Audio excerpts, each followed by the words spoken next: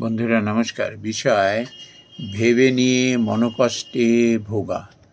বন্ধুরা, আমরা বহু মানুষ মনের মধ্যে নিজের মতো করে ভেবে নিয়ে কোনো বিষয় আমরা মনোকষ্টের শিকার হয়ে পড়ি।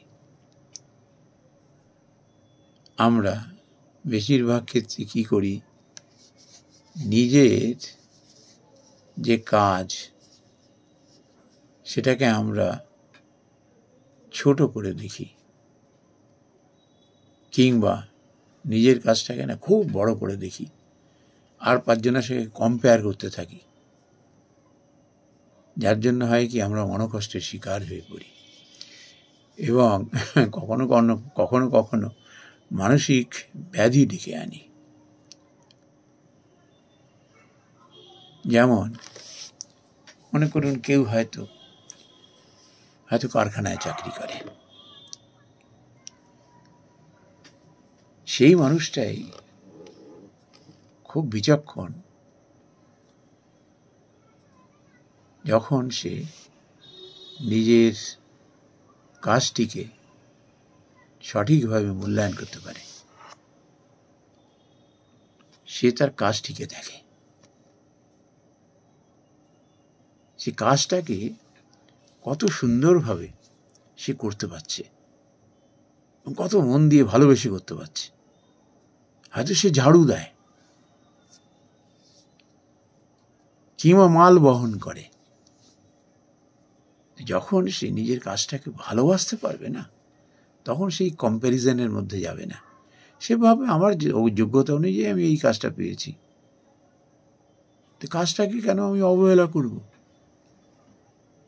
কাজটাকে আমি ভালোবেসে যতখানি পারি পারফেক্ট করে তুলব।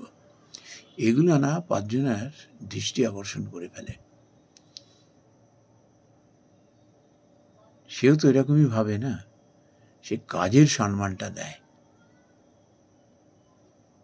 সে কোন কাজ করছে, কোন পদ করছে, সেই পদের পরিপ্রেক্ষিতে কিন্তু সে মানুষটাকে মর্যাদা দেয় না। মর্যাদা দেয় সেই কাজটাকে কত অনেস্টির সঙ্গে করতে পারছে, কত ভালোবেসে করতে পারছে, কত নিষ্ঠার সঙ্গে করতে পারছে।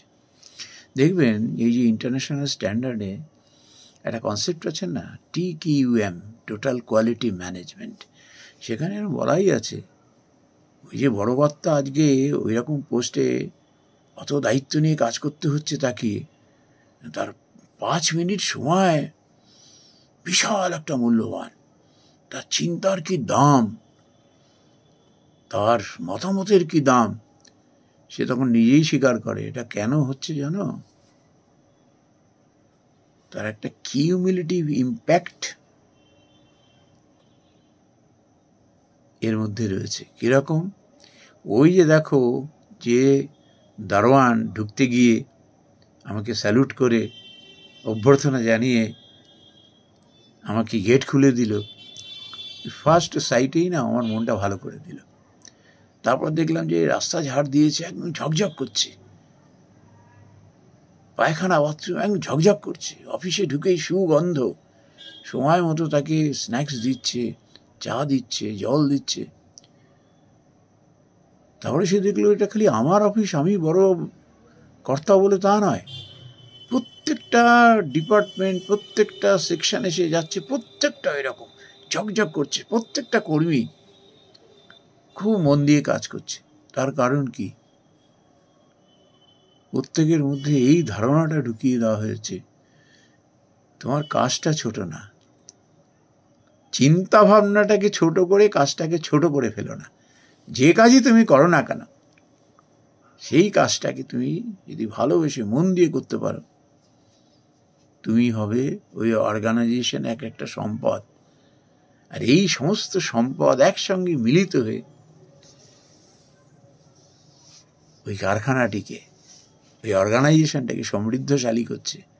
কাজেই বড় কর্তা থেকে একদম নিচ লেভেল পর্যন্ত যারা রয়েছে, প্রত্যেকেই কিন্তু একটা সম্পদ। তাকে যে দায়িত্ব দেওয়া হয়েছে, যে দায়িত্বটা সে পালন করছে, সে দায়িত্বটা সে যদি কায়মনো বাক্যে ভালোবেসে করতে পারে, তবে সে পরম সম্মানের পাত্র হয়। সে কোন পদে চাকরি করছে সেটা বিচার্য বিষয় নয়। তার সম্পদ, মানব সম্পদ, বিচার হয় সে তার কাজটাকে কত ভালোবেসে করছে।